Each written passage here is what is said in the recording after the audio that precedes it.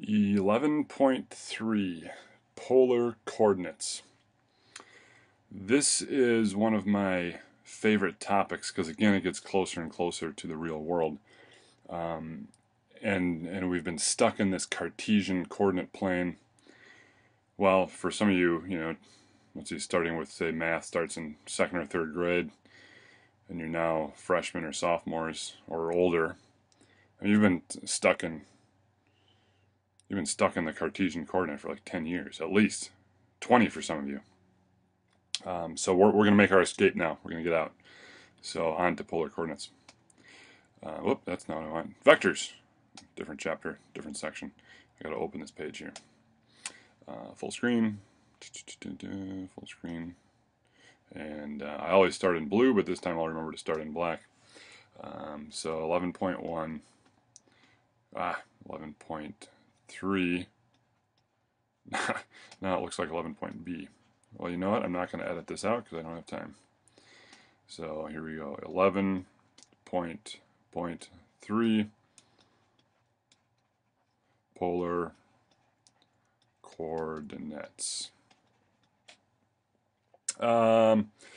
So let's take a look at our old Cartesian plane that we used to deal with so much, and usually has some x-axis like this and some y-axis like that, and we go over, say if we want to have a point 5, 4, we list the x-coordinate first, 1, 2, 3, 4, 5, and then we go 1, 2, 3, 4 like that, and we draw a couple dotted lines there,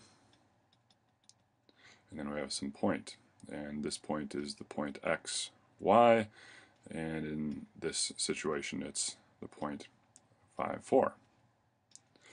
And these are the Cartesian coordinates. Where does Cartesian coordinates come from? From Rene Descartes, right? Descartes in French, this S is silent. Yeah, let's do a little sidebar here. Rene Descartes, pretty cool guy. One N, two N's? I think it's just one N. I should just start this one over. Rene Descartes. I think there actually is a quiz review group called Descartes, right? He lived from 1596 through 1650. And many of you guys maybe don't know this, but he's the guy that said, I think, therefore I am. All right, so besides just an amazing mathematician, the guy was quite a philosopher too. Well, so he decided if we break up our space into orthogonal components x and y here, we can identify any point in the coordinate plane with an x and a y coordinate. Right? But is there another way we could do it? Sure, there is. We could go down here and draw kind of the same looking thing, except I'm going to say that here's my point. Now imagine if you were standing here and someone said, hey, where is point, let's call it P. Where is point P? You'd probably stand down here and say, oh, it's that way, about this far. Right, so how far is that? It is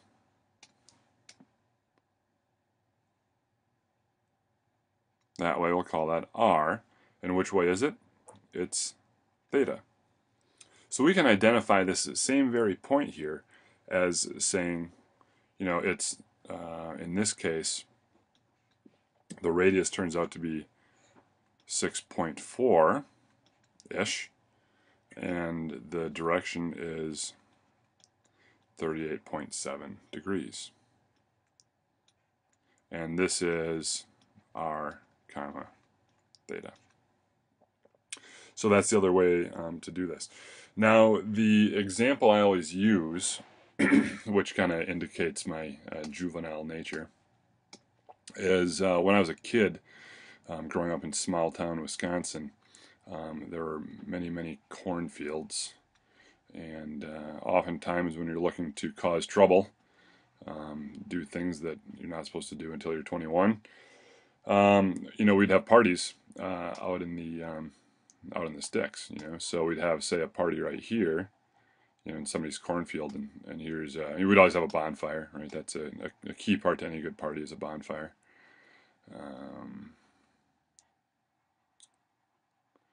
There we go.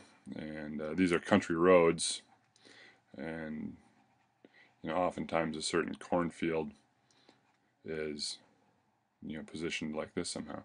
And oftentimes, at least my buddies and I, we would ride our bikes.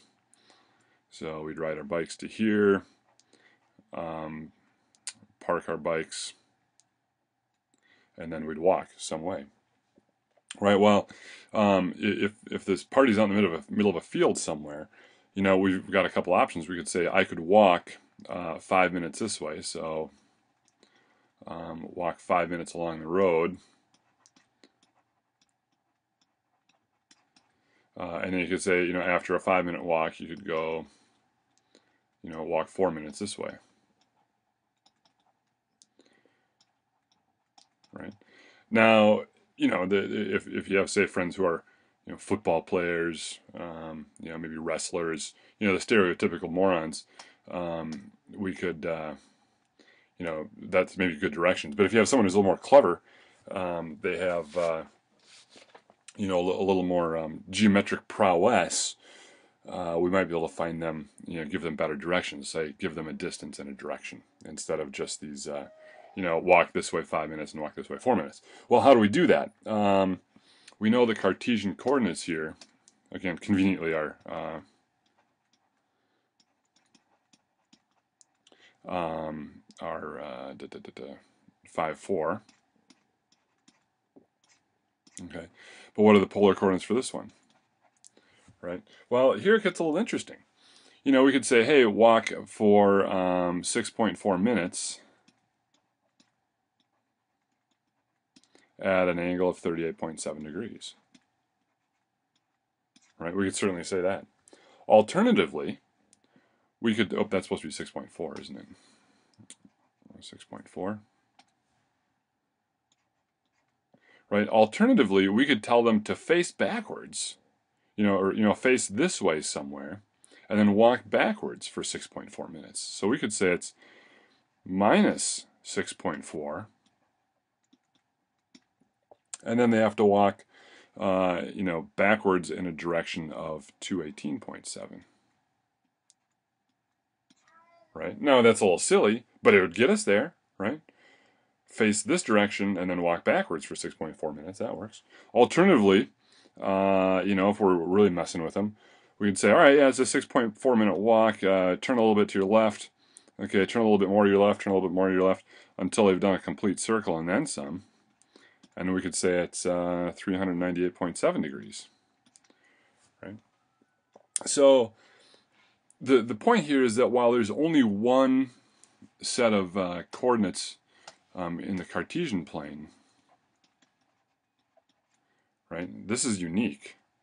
Whereas the same point can be described with several different coordinates in polar. These are not unique. Right? There are an infinite number of ways we could give them directions in polar coordinates. All right. So let's take a little closer look at how we convert between Cartesian and polar. So converting between Cartesian and polar. Okay. Well, before we can do that, we have to do a little trig review. Trig review. And we have to review our trig. I mean, I know we've hit this pretty hard in chapter 8, but let's take another look. We know that the definition of the sine of theta, what is that? Equals the opposite over the hypotenuse. We know that cosine of theta equals adjacent over hypotenuse. And we know that tan theta equals the opposite over adjacent. Okay, so those are our three main trig functions that we use.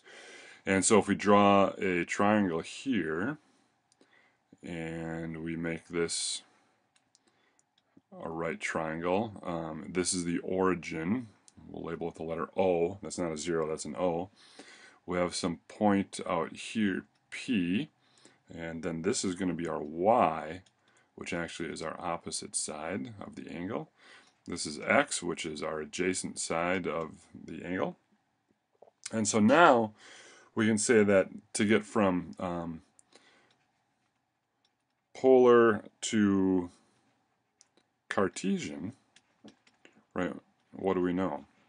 I know that so I want to get my X, well, that's going to equal X is related to the cosine, so that's going to be R times cosine of theta. R times cosine of theta. And to get my Y, that's going to equal R sine theta. All right. Now, if we want to go from Cartesian to polar,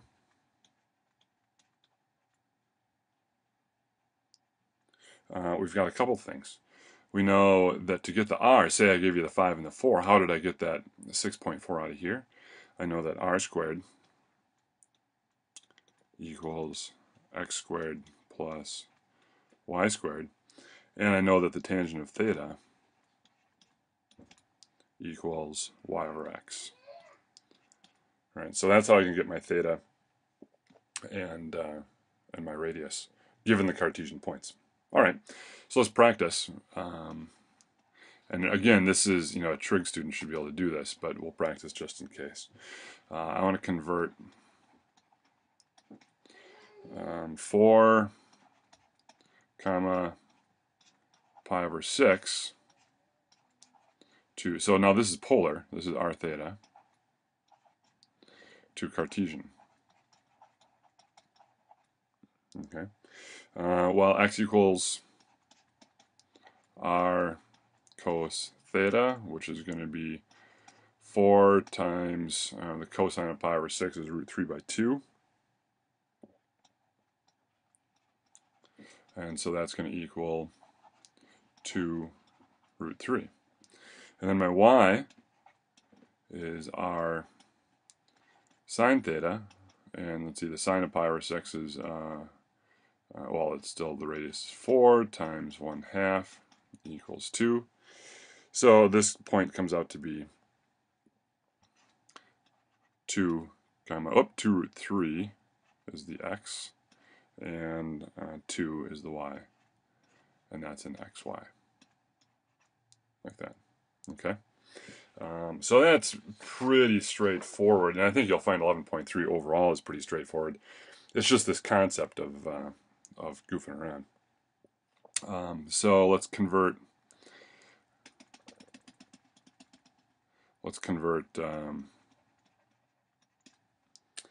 What am I going to use here? -3 comma root 3. Right, and obviously these are very contrived, a nice angle of pi over 6. In the real world, it doesn't always work out that nicely. Root 3, -3. This is my x and my y. Well, the r part is easy. So r squared equals x squared plus y squared equals 9 plus 3 equals 12. And so that's a 3. And so that means that r equals the square root of 12, or 2 root 3, right? Now we've got to find theta, which is going to be the arctangent of y over x. So that's root 3 over -3, like that. Now, remember the tangent equals sine over cosine. So we're going to need a root 3 on top, right? So we could try Let's see, theta equals, we can say that the the sine is going to be something related to the root 3, so maybe let's take a guess here. I'm going to guess this is something like root 3 over 2, and this is going to be, then if this is root 3 over 2, this is 1/2. So does that work out? That gives me root 3, just root 3. Oh no, that doesn't work. So if I want just a root 3, I could try it the other way. I could try 1/2 over root 3 over 2. Let's see, how does that work out? Because then I have 1 over root 3. Yeah, that's going to work. So I need to find sine equals 1/2 and cosine equals root 3 by 2. Right? So what kind of angle has that? So the sine is 1/2, cosine is root 3 by 2. Well, that could be either pi over 6 or 5 pi over 6, because we got to get the plus and minus figured out at some point. Or maybe a negative pi over 6 or negative 5 pi over 6. Something like that. Now, which one of these is going to work? Because I need to have, I need to be in this quadrant. Right, it's going to be a negative x and a positive y, so it's in quadrant 2. So the only ones that will work will be, so this is in quadrant 2. So this is the only one that's going to work here in quadrant 2. Right there. So at the end of the day, we can finally say that the coordinates in polar are radius, which is 2 root 3, comma 5 pi over 6, right? And of course, as we talked about before, there's an infinite number of ways we could say this. We could use a negative radius. We could use, this plus 360. There's a bunch of different things we could do, but this is one of the polar coordinates that will work to get us to this point. Now, as you'd expect, since this is a calculus class, we're going to find some deal with functions and equations in polar coordinates. And these are kind of fun. You think about stuff very differently than we used to. One very simple example, right? We can just say r equals 3, right? So we have to find all the points where r equals 3. Well, that's going to be, there's this, and that will be just, let's do it in red. That'll be a circle. R equals 3, right there. And then likewise we can do another one where we say we just fix a theta. Theta equals pi over 3.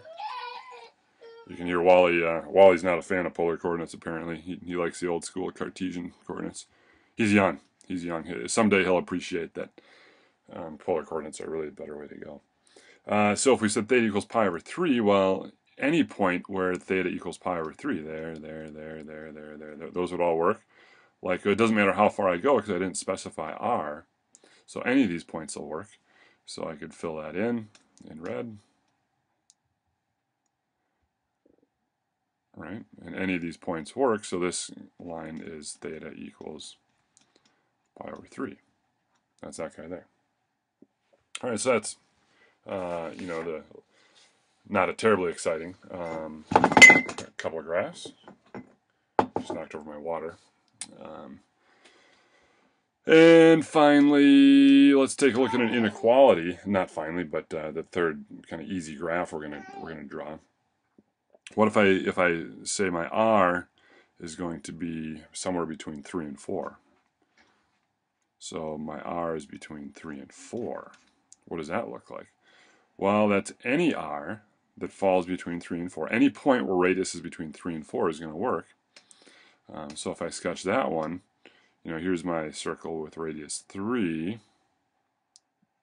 Here's my circle with radius 4. Right? And any point in here will get the job done. Right? Those all work. So R is somewhere between 3 and 4. Inequality. Now, what if we want to convert a polar equation to a Cartesian equation, or vice versa? So let's convert some equations. Okay. For instance, one could be an example. We could say r sine of theta equals -1. R sine theta equals -1. So if we were to graph that, what would that look like? Well, theta, the sine of theta equals -1, but so that's easy enough. That's just one angle, but then it's times r. So this product of radius and hold on just a second here. So I'm trying to convert this one from, so this is a polar equation, right? It's an equation relating theta and r, in this case r and sine of theta. Conveniently though, I look at this one and I see that this equals r sine of theta, well that equals y. So that means this equation becomes, this is a polar, and then we can just change that to a y, so y equals -1, that's the Cartesian. And again, now Wally's upset about the Cartesian form of the equation. So y equals -1, well that's easy enough to draw. We draw x and y here. Oops. This is y, this is x, and then our graph then winds up down here at -1. Okay. So that is converting a really simple one to, from a polar equation to a Cartesian equation. Well, what if we try to go one, it's a little different than that. For instance, if I have an equation that says r squared equals 4. Well, one way to look at that is just to say, well, r squared equals 4, r equals 2. Alternatively, so we could draw that easily enough. We know that's a circle. But I know that r squared, the same deal here, I'll do this in red this time, r squared equals x squared plus y squared. Right, so I know this polar equation becomes x squared plus y squared equals 4. Oh, and sure enough, x squared plus y squared equals 4. That's the equation of a circle with radius 2. And so I can sketch that in there just as easily.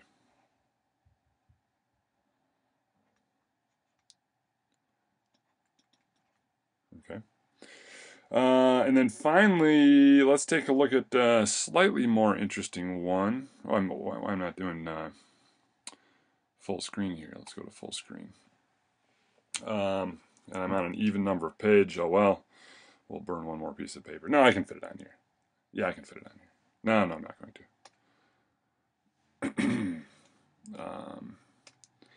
So let's do one more example where things aren't quite as obvious. And my equation here will be r squared times the sine of 2 theta equals 2.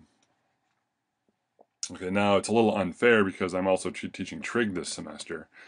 And so I know a lot of these identities off the top of my head. Well, sine of 2 theta, that equals the sine of